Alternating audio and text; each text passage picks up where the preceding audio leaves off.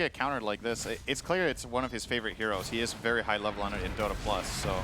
Pulling back in, K1's trying to make some plays right now, but between the wall and, well, maybe Sox is still going to die. They're going to commit more with the Phantasm, make sure that they can't actually be fought. The Blink Dagger, they managed to get the Lina. That's a more important kill if they can stay on top of him. Soxa, though, is creating so many problems for K1. They needed to be able to follow up on Fada, but now the Golem's going to get dropped, but the Grimstroke's already dead. Hasn't actually gotten the Soul Bind. Finally does manage to get it onto the Lina. Whisper's going to try and chase down 33. Does manage to get the call onto him. K1's going to join him for this one. It's Chris Luck and Stinger are going to be able to, thanks to their superior team fight with the Golem. They don't know that Roshan is currently going down. They do have a successful scan. Can they make it over in there in time? Highly unlikely, and Ace still has that fallback measure of the Song of Sirens, so it's going to be an Aegis for Fada. It's one of the They might still be able to catch K1 too. They have the Wall of Replica out. A nice stroke of fate with the double soul bind as well. Two-man silence. Chris Luck's going to try and let go of the ultimate, but doesn't get it off in time. The Song of Sirens is in place, and Nip doesn't seem like they're super keen on getting top of these heroes. They're going to try and go for the kill on Chris Luck with the LSA miss. Now, he's going to try and get off the ultimate and lets it rip right on top of Ace. The Laguna Blade, the double explosion actually does so much damage to Nip. They're going to be able to run down Aces. He did not have the Aegis. That was Lina, who's already died, come back and couldn't save the Naga Siren. So somehow, we'll get back to safety. Mickey, very much isolated. He's just standing there. He's got spin available. Starts his run away. Insania gets the silence over an Enigma. Knows Black Hole's able to actually hold him in position. Soulbind as well is up. Boxy tossing his teammate further away to safety. So Insania can live to fight yet another day. I mean, I don't know which one is the lie, honestly, though. Yeah, you never know with Rich. Charge, Stormhammer, and Stinger's going to try and interrupt it as best he can with the Avalanche. That's enough to be able to get off the BKB from Chris Luck. A long Fiend's Grip, and now the RP, but the Fear comes out first. He almost had all of them. Whisper's going to try and run back in. Wants to catch him, but he doesn't get it off. He died to the bear first before he can pull 33 back inside the Wukong's command. The slept up Ace from the Sven. He's been Fiend's Grifted, slept most of this fight. He just hasn't moved a damn muscle. The Sox is going to try and bail him out now with the Spirit Vessel onto Chris Luck. It's going to be close. They need the vision. Will be able to finish him off. The RP comes in. Not enough to save the TA, but enough for K1. Oh, Hector comes in.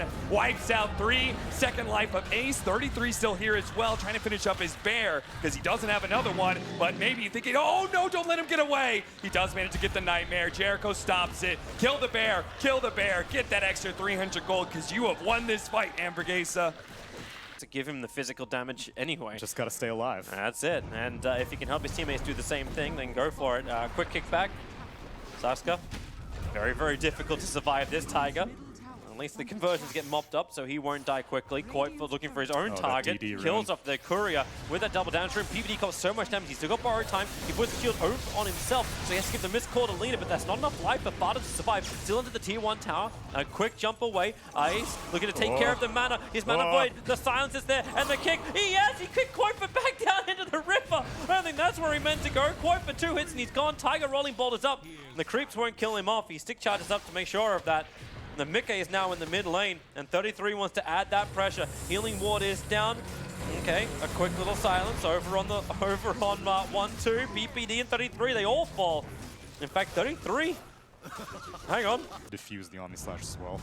And we've got an extra sentry. Rolling boulder in. Tiger kicks him away and grabs the bounty rune. The Soulbind. Ace locked together with PPD, but it's not going to stop 33 from jumping back in closer again. The black hole is from the low ground. Saska hits his right point. Tiger will fall, and they want to keep the pressure up. Remember, Bristleback is keeping these stacks continuously rising on Alliance, but they just reach the back lines instead. Koitford burning every bit of mana he's got to reach him with the mana void. Ace can't stand his ground room. He's got the Aegis team over the double light strike array. Fada will connect it. This allows the 33 to now do his work, catching the rolling boulder of Tiger. The silences can continue as Ace as well as Koitford. Who's going to get the kill? The Aegis will finally pop. Koitford is on such low life, but he is alive. Ball lightning's away while 33 will die to the 3-man gang squad of Alliance, who are back in the top lane, and they're not done just yet. They're looking for Fada under the tier 1 tower, and they'll get him. Amazing fight.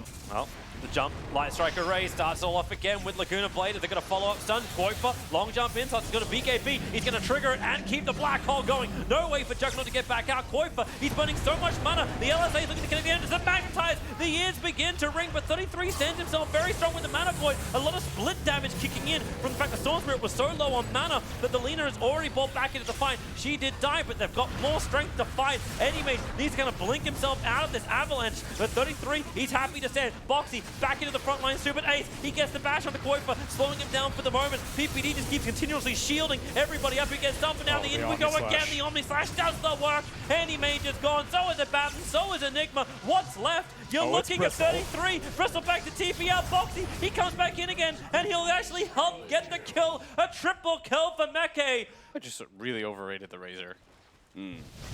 Echo Slam, big initiation from Tian Ming, but it's not quite enough. Meke survives, and Boxy.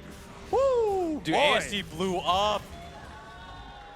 Ensure Storm Spirit doesn't get that one. Throwing out the ultimate like that, Fada is going to be pulled back potentially into his death. The LSA barely lands, but it's enough. As ASD should be able to chase him down with the extra bit of mana he has. That's going to be your first blood. And Peter Pandam, he's in trouble as well. Firefly with the boots early pickup means he's fast enough to be able to catch Peter in the next LSA and secure a secondary kill for ASD. I love how they just funneled all that golden experience to ASD.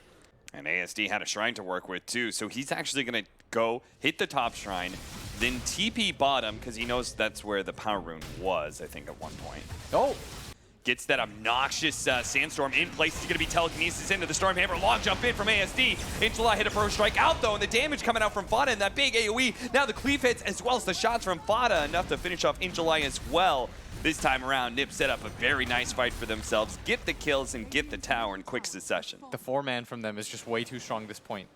So gonna Jump go on for the long zip. Asasa in top lane, see if they can burst him down really quickly and get out. ASD will be able to do that, and there's not a whole lot of catch here for Ninjas in Pajamas.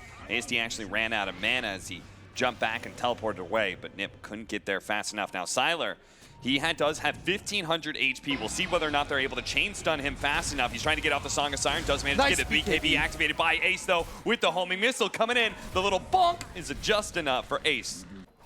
33 with his Invis rune. He's going to sit on top of Sylar right now. Sylar should realize this because of the DJ Nora, but there's going to be the Rod of Aoteos. Immediately takes that off. He is going to pop his song. Spada also going with his BKB. Ace is also going to commit his BKB here. They know that Sylar, if they just stay on top of him during this song time, there's no way for him to get out. And Nip knows what that means. Serious made a mistake. Oh, they're actually going to go back in with the Epicenter. They're crazy. They're thinking about it. They might just be able to work it off. They burst down 33, but Sven just cleaving down here. It's already taken out the Sand King, and now they're going to catch the Bat Rider with the dieback as well. Firefly doesn't have an escape mechanism. Ace chops him in half. Triple kill. They were all together. Epicenter coming in through the side. Two-man throw strike. Trying to burst down these heroes. They do manage to get off the Omni Knight ultimate, but it's not quite enough to be able to save the Rubik. Ace is quite low as well, but they have to jump away from him because of the BKB God Strength. They need to use their mobility, though, to catch these heroes, and that's why Sylar is sitting on the side here, trying to get the vision. The Storm Spirit can try and make another long zip in. Sylar's also keeping up with these heroes. Now here comes the zip from ASD, trying to burst down Fada. Fada has the Aegis, though. They're committing really heavily for a hero that we're just going to keep on hitting these buildings now. You have an ultimate that's on cooldown. Tian Ming is going to be caught with the Rod of Atos. Jump into the back line with the BKB. SD has to be careful, though. Ace is super strong. The telekinesis on Injala is going to make it so that Ace can chop him down. Sand King no longer being able to jump for his team. At least Nip are going to be stalled out slightly here. There's Tier 2 still alive, so they have to go through the Tier 4s and go for the Ancient if they want to end this game, while the heroes are dead with no buyback for another 30 and 50 seconds. Yeah, there's no sleep now, so Yeah. there's no real setup for them. And I have to imagine you would have liked to have waited a little bit longer for the Sand King to be up and maybe give yourself an opportunity to disengage. Trying to burst down Fada, but again, he has that Aegis, and then there's also the Omni Knight, always be able to provide the saving grace for Fada, even as he drops low. Immediately buy back on Sylar, but the throne is exposed, and they know they can't defend it, so they just call it here. This is Nip. I mean, props to them, man. They played such a clean game. If I was in their position, I probably would have gotten a little bit worried. Like, guys, we'll be able to catch him with the chains. Peter turns around, gets the disruption off. But another jump forwards, and ASD should be able to get this kill. Peter's just going to try and get as much damage as possible before he dies. He does have his own dust. Love it when cores do that, and it's going to result in probably a kill on 33. He's going to bro strike through the two of them, go for the Epicenter. Now, ASD is low enough. He has to play back. They're going to try and still burst in 33. They will be able to get that kill. Fada with the rotating Shinover with Saksa getting in the shackles. They will be able to kill that Ember Spirit as well. So 33, he's able to fly into the trees. If he gets over this little bit, he crashes down to earth. He's going to knock some of the trees down, but he may still be surrounded. They're going to have to cut through another round of trees, and Ace will do it with his Quelling Blade. Finds Firefly, but that was long enough.